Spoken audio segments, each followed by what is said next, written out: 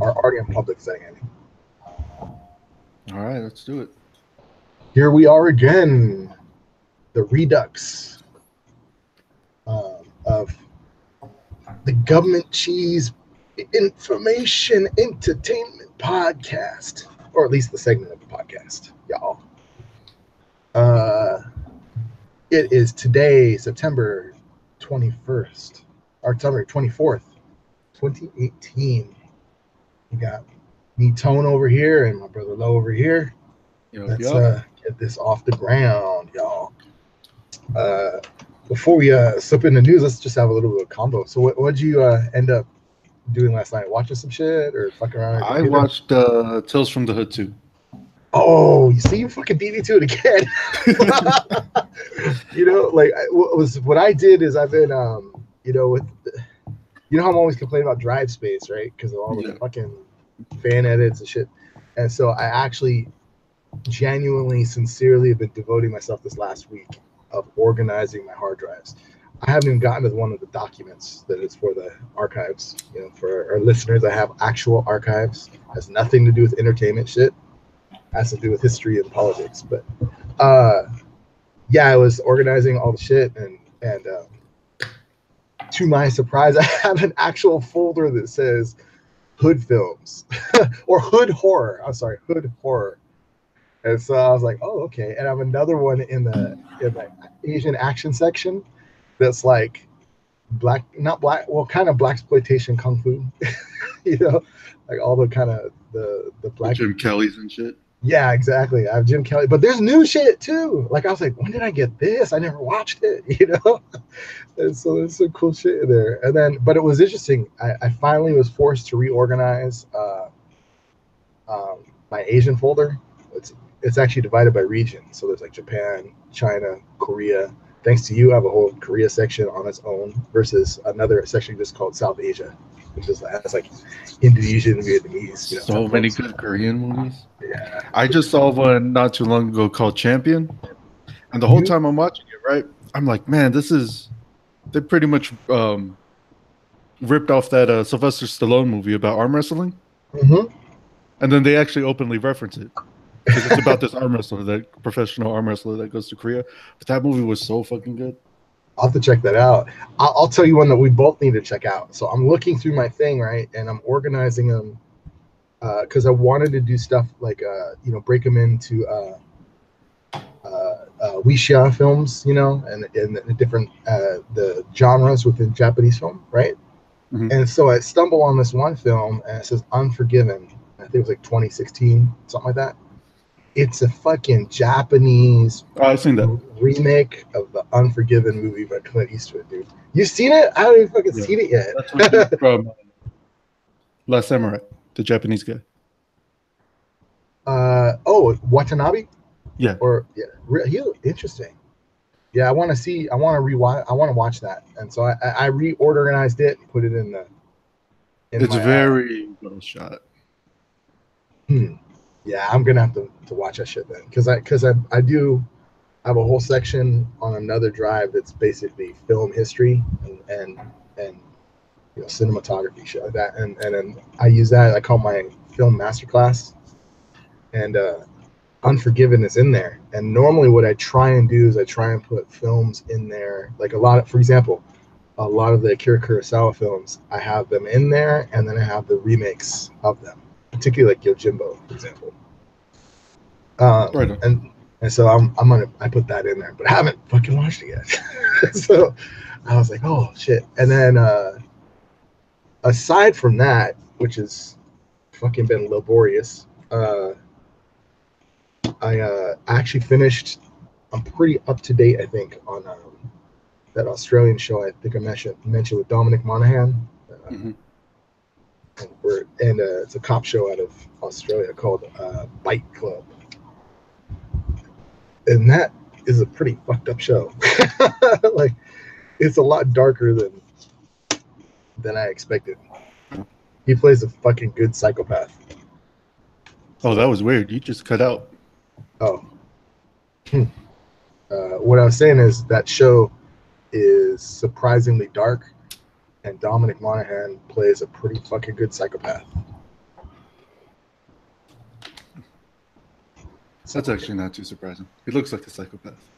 He kind of does. He's also aged, man. Like I was looking, like, God damn, dude, you look like you're in your 50s. You know. And as bad as he looked in terms of his aging, this the other trailer, the trailer going around for the new show with David Allen Greer. God damn, he looks old in that. Admittedly, they're dressing him up to be old, but he is actually old. So, but in any event, moving on. Shall we get into more news once there's the shit? Yeah, let's get into these trailers because I don't want to talk about Tales from the Hood right now. Yeah, although that shit was hilarious. Oh, let's just get into the trailers. Yeah, I don't want to do that yet. Oh shit.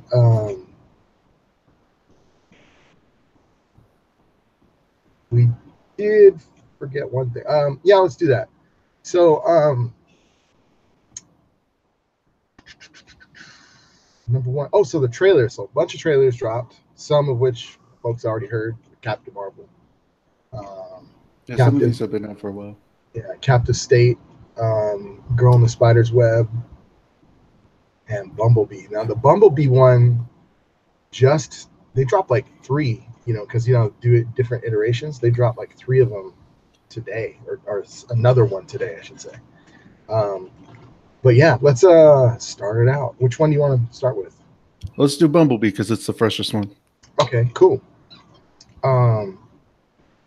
I was pleasantly surprised by the latest iteration. I've been less than enthused so far by the trailers, and let's not even get into how it fits into the rest of the Michael Bay verse. But the latest one, you get glimpses and shots of Cybertron. And in those shots of Cybertron, you get basically Generation 1, or approximately as close to Generation 1, meaning the original cartoon, versions of Shockwave, Soundwave, glimpses, Ravage, Optimus Prime. I didn't see any other ones. And that tape guy. I forget his name. Oh, no, that's Soundwave. Never mind. Oh, yeah. And they look a lot like the first generation shit. Oh, and of course, obviously, Bumblebee. They look dope. They look dope as fuck. And then the other thing that jumped out at me, because I've been looking at the Wikipedia, trying to keep tabs, like who the fuck's in this? Like I'm talking about the Transformer characters that are in it. Mm-hmm. And originally in the trailers, I'm like, that looks like fucking Starscream. You know, there's this fighter that transforms, and the color scheme is basically Starscream's color scheme, right? And then, but a lot of the stuff I'd read said that was not Starscream. And then, though, it showed in this latest trailer, there's a sequence with John Cena, who plays an S7 agent. Right. And I guess it's like their first, I don't know if it's their first time, but he's there. And there's a sequence where it shows 2 Decepticons meeting with them, and they're rolling up or flying up and transforming, but actually they're Triplecons. So one of them is obviously Angela Bassett. Yeah, and that is in the Wikipedia stuff. But from what I gather, unless I was misreading it, originally had been written like she is the fight that she was the same. She was that fighter jet that looked like Starscream. That's how people had written it in the thing. And I'm like, well, there's only one fighter. It just doesn't work right. So now I actually think that is Starscream because of the color scheme. Because the color scheme in that Transformer sequence where she triple changes and lands in front of John Cena, she's not the gray and the gray and the red like Starscream is. She's like a purple, right? And then the other one was like all red, something like that. Yeah. And so I'm fucking all for that. I've been wanting. I was always a fanatic for airplanes as a kid. So one of the biggest things that I loved in Transformers that I made sure to collect was like every single plane. And so I would love to see Starscream and his homies. You know, that would be just the shit for me. But you know, What do you think of the retro feel and the actress? I liked all of it. First impressions, I thought that shit was dope, which surprised before it being a Transformers movie. Especially that, since the last one was such fucking dog shit. That movie's fucking horrible. Yeah, but I like the retro feel. Hella excited about the character designs. The story seems cool. I mean, like you said, you had those two bots coming down. They're like what, mercenaries or some shit. The from what I gathered, having watched a lot of the stuff, I don't know if they're well, it looks like they're looking for Bumblebee. Yeah, they're fronted. So they're Decepticons. Yeah, what they're doing is they're actually playing into the idea of the Decepticons, because they didn't really do that in the other films that well. They kind of alluded to like they're evil and shit like that, because it starts from a good guy perspective. Yeah, and it looks like this one we're actually going to get a lot of backstory around that. Like we've seen a lot of the war and the shit. The actress I think is super dope. She was really good in that coming of age movie she did. Oh yeah, the one with 17. Woody Harrelson one. That one's fucking funny as shit. Yeah, so they finally got a good actress. John Cena, I'm not too sure about. He's been good in the last few outings. Well, yeah, I noticed with John Cena. John Cena, ironically, is a lot like Howie Long. If you write to him what his abilities are, which aren't that great, right, then he's fucking pretty good. You know, give him a shot, right? He's pretty good at doing humor. And so, like, that's gonna be fucking dope. Dope. Yeah, John Cena's best when he's not taking himself too seriously. What's intriguing to me is this is the cheapest of all of the Transformers movies. This has had the lowest budget. And I shouldn't say this because I'd be jinxing it for myself, so knock on wood. It actually kind of got me excited about it again. Like, oh, this I could maybe get into, which is, I had already resigned myself because of, what was it, about 6 months ago, I want to say? No, well, not that long ago, maybe 3 months ago, was when they announced that this was like the last film in this iteration of the Michael Bay verse, even though this is a prequel film. And yet I'm thinking if they get the tone right and everything else, it's like, this is the fucking reboot we need, you know? Yeah, and it looks like they're going a completely different direction. They got Travis Knight directing. This is only his second outing. The last one he did was Kubo and the Two Strings, which was super good. And then, and the other difference is this: unlike fucking Michael Bay or fucking Steven Spielberg for that matter, Travis Knight is a giant fucking Transformers fan. You know, like, I don't know what the fuck Hollywood was on. I didn't know that. Yeah, supposedly he is. And then, and the fucked up part has always been, why the fuck does Hollywood, when it takes these franchises, it fucking puts people that have contempt for the fucking product in charge of it? Like, that makes no fucking sense to me.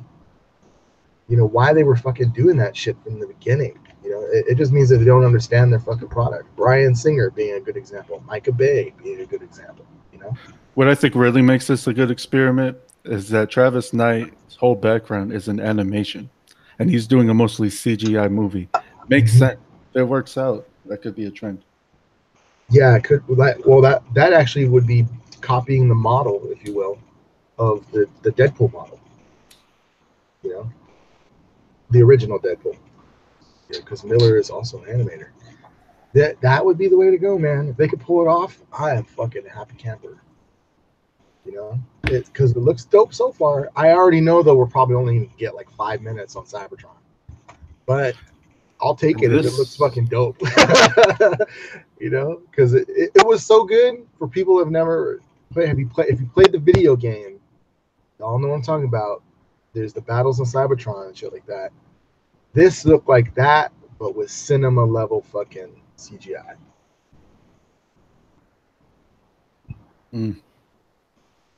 Well, the other reason why I'm kind of interested in this movie too is the writer. Oh, who's the writer? Christina Hodson, who's doing. She was picked to do the screenplay for Batgirl. Oh shit! I didn't know that. She did another movie too that came out last year called Unforgettable, which was kind of shit. So we'll see what this one says, or what this one does.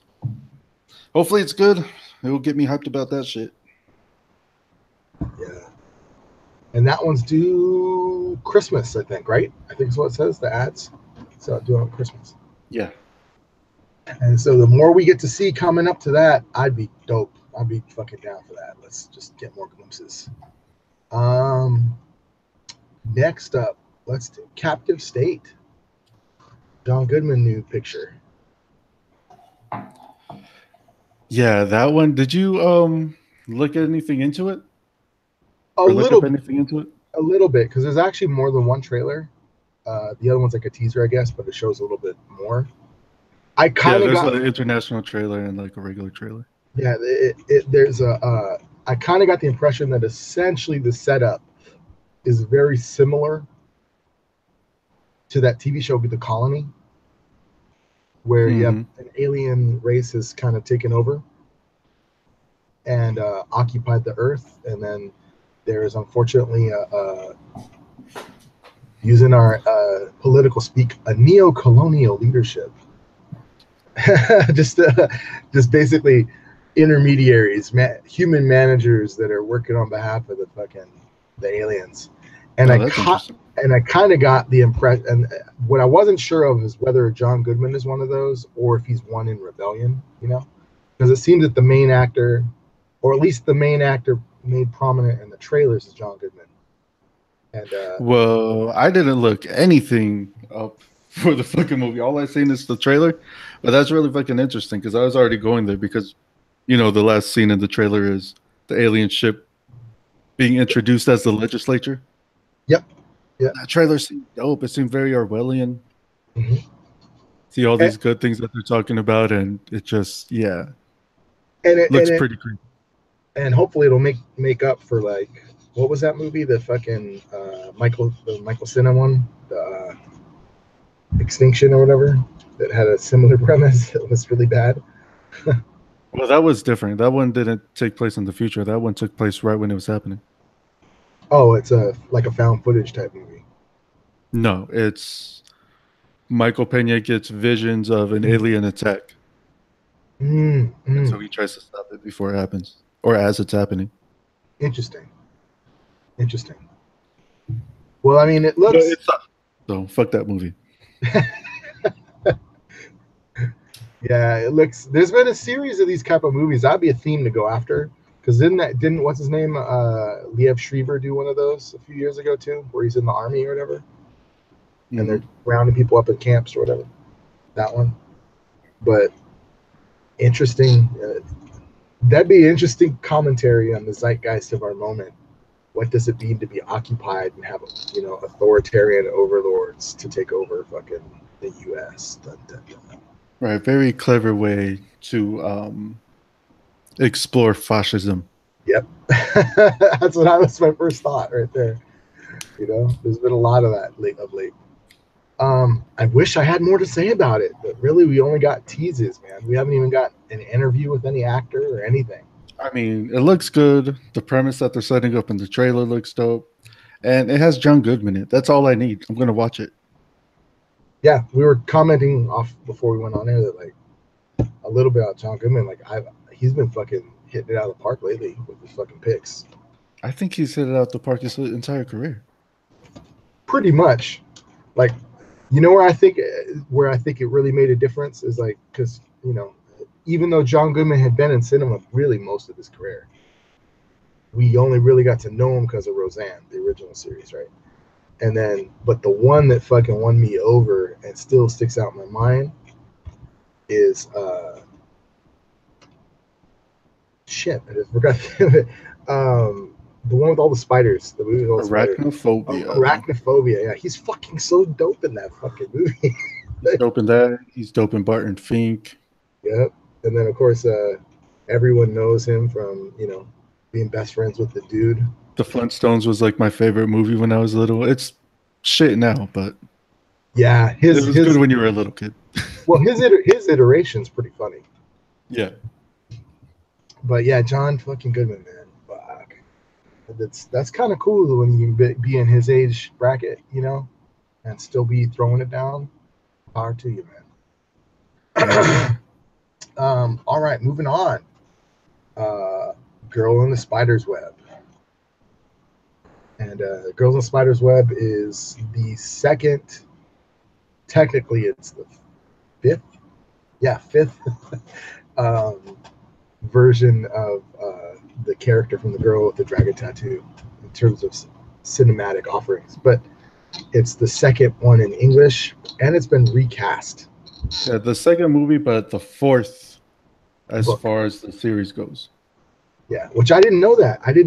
Because I remembered like the last time I really got into it was when I first heard about Girl with the Dragon Tattoo, and that was really if anyone's never seen Girl with the Dragon Tattoo, the original, it's a trilogy, and they it's called the Millennium Trilogy, I think is what they call it, right? Yep. Millennium Trilogy, and Millennium series. Yeah, and Selig Larson, I believe is the guy, is how you say his name, or Sieg Larson was the author, but he died before he could finish the fourth and I think fifth book. I think he had some notes on the fifth one, and it was his wife's, which really wasn't his wife. It was like his longtime girlfriend. I guess it was pushing for the license because it was such a fucking huge hit.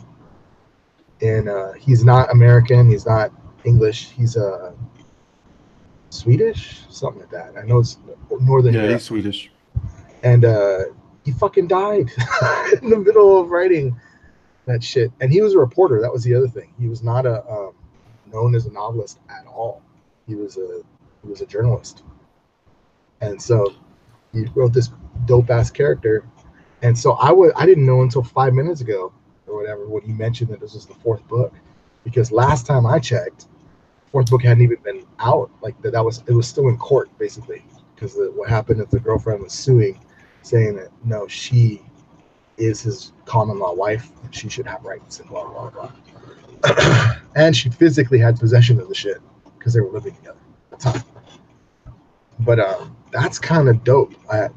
Because that means I'm seeing something fucking new. Did you read the book by chance? I did not read the book. I did look into a little bit of the premise. It's going to be pretty sick. This is going to be extra international. So now we're going to see NSA. We're going to see Silicon Valley being brought into it. Interesting. All into this big giant web of craziness. I don't even know how to describe it. The first one's hard to describe.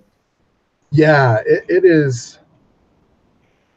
The plot wise of the first book, which is it's the book, but I've never read the book. I only saw the first one. Both versions of it. The Naomi Rape. That's the part I left out. Naomi Rapace, who's like hot right now, is that was what introduced her to American to popular audiences, was the original Millennium Trilogy. But the first story is this mix of like psychological thriller / crime drama / like political thriller. Yeah, it has it all. And because the main character, I guess I'll give a little background. So the main character is a hacker, but she also has a lot of psycho-emotional issues, or at least that's what she's told she has. And so she's been in and out of treatment, and also I gathered that she was raised in she was sexually abused. Yeah, but also she was raised, I think, in due to her behavior, they raised her in foster homes or something like that.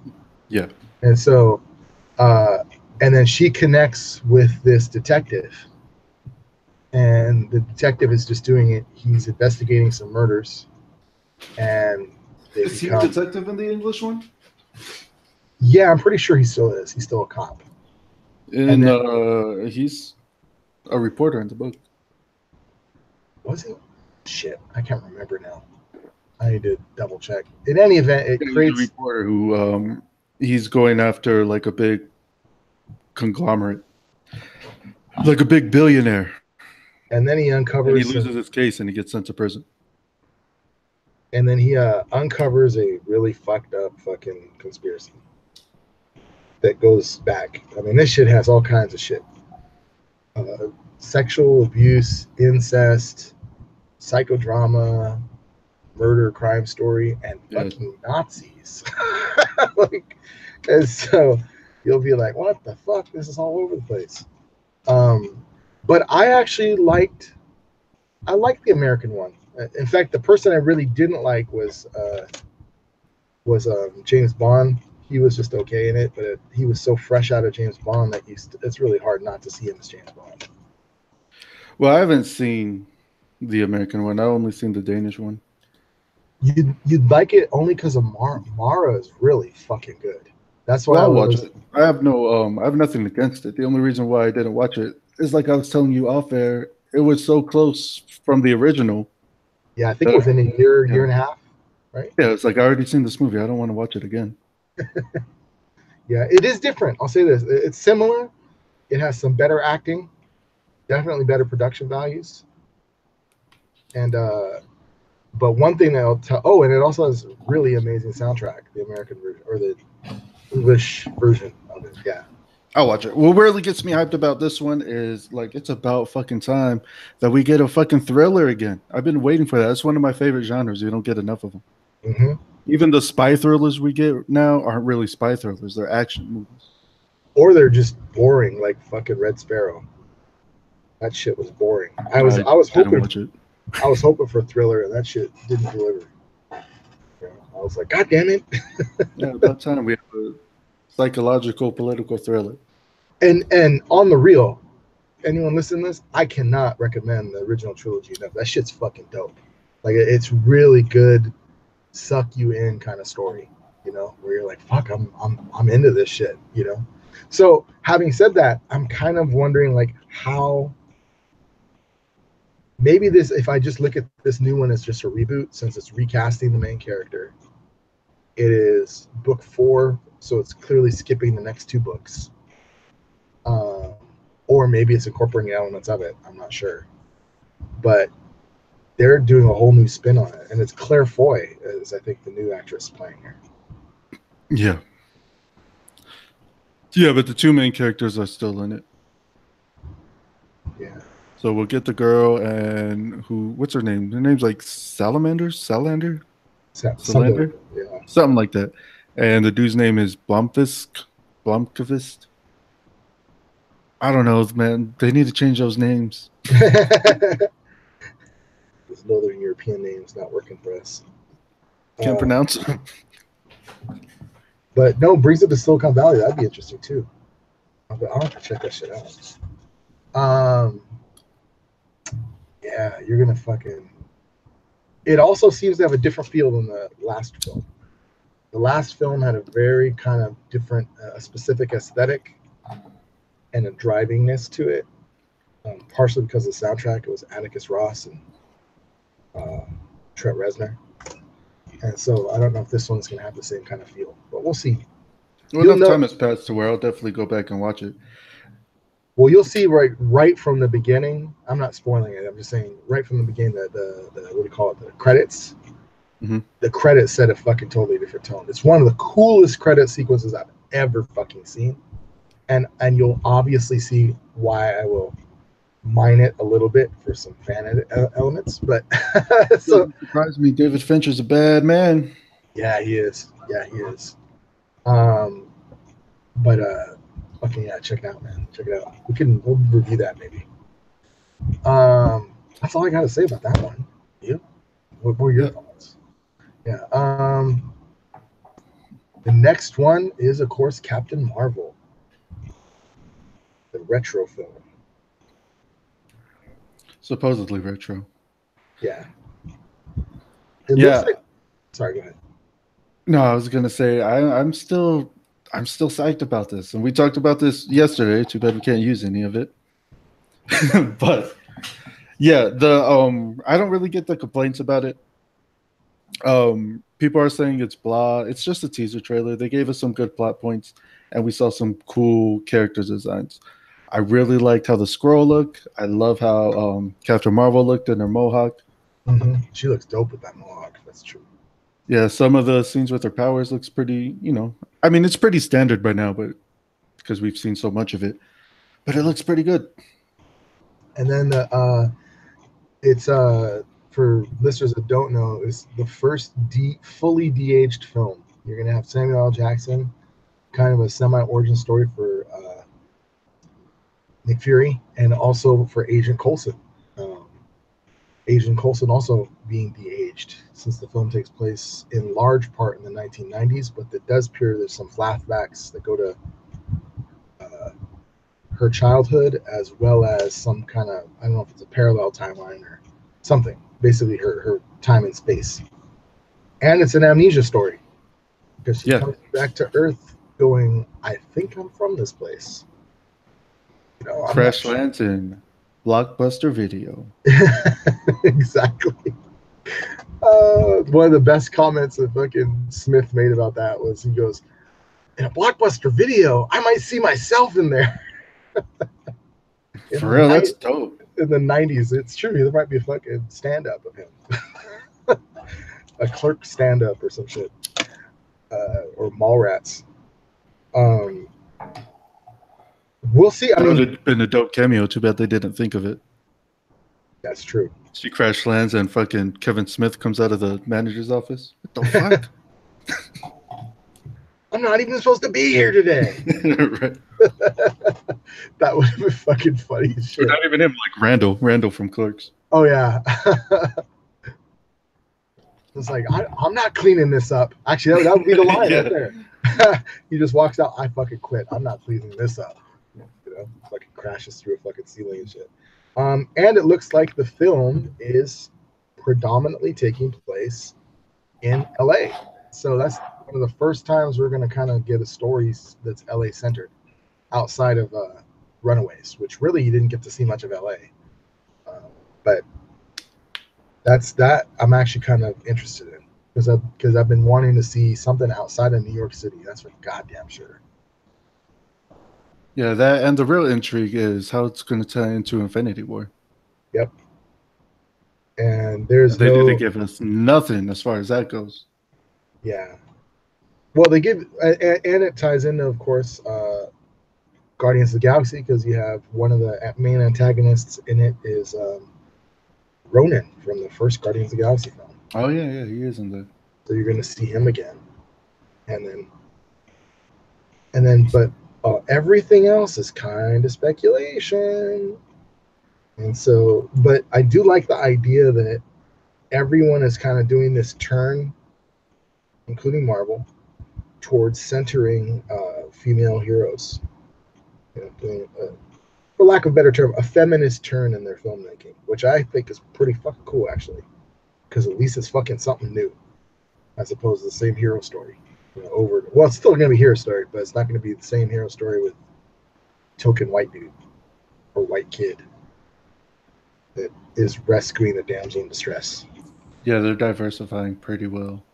That's the fucking trope that they need to hit. Is I want to see the dude in distress. You know, like not the damsel, but a fucking guy that's supposed to be capable, only to realize exactly how fucking incapable he is. You know, like totally turn into that fucking trope and show how absurd the depictions of women have been in a lot of these older films. Did you see, speaking of that shit, did you see Brie Larson's Twitter response when somebody told her that she didn't smile enough? No, what did she say? No, so this dude said she didn't smile enough, and he said, I fixed the new Captain Marvel promotions. And he photoshopped all the pictures and all the scenes so that she's smiling. So she linked another picture of all the dudes smiling, and everybody just went ham and started making their own memes. And that shit looks creepy as fuck. I'll have to check that shit out. Like, so she was the dude being sarcastic? No, he was being real. Oh wow, that's even. Captain Marvel doesn't smile enough. That's this is, you know, we fucking hit on them, but I'm sorry, that had to be some white shit right there. That's some fucking, that's like mansplaining to the umpteenth level that you're gonna spend so much fucking time that you're gonna fucking put together like a series of pictures of Captain Marvel smiling just to satisfy your discomfort with the fact that there's a woman superhero. Yeah, that isn't smiling at you. You know, like you're owed that shit. It's fucking ridiculous and silly. Yeah, that was crazy. But look up those. Look up that timeline. That shit's hilarious. Yeah, I'm definitely gonna look that up. We should. We'll probably share that maybe, so people can see some of the images. Um, that's fucking funny. And then that was another thing that people are commenting on too, is that Brie Larson is not. They don't pander to the Brie Larson aesthetic.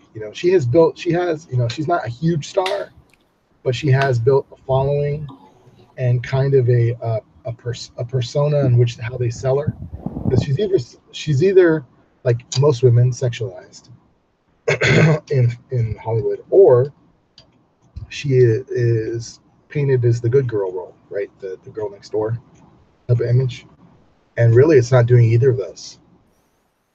It's really kind of just centering her as, here's my background, here's what I am, deal with it. And this is going to be, she's supposed to be the for lack of a better term, she's going to be the new Iron Man in terms of like the main the driving character for the rest of the MCU for the next phase, supposedly.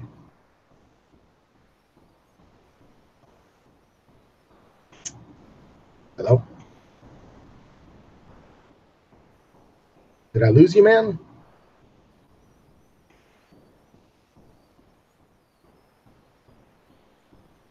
I think I lost my partner in crime.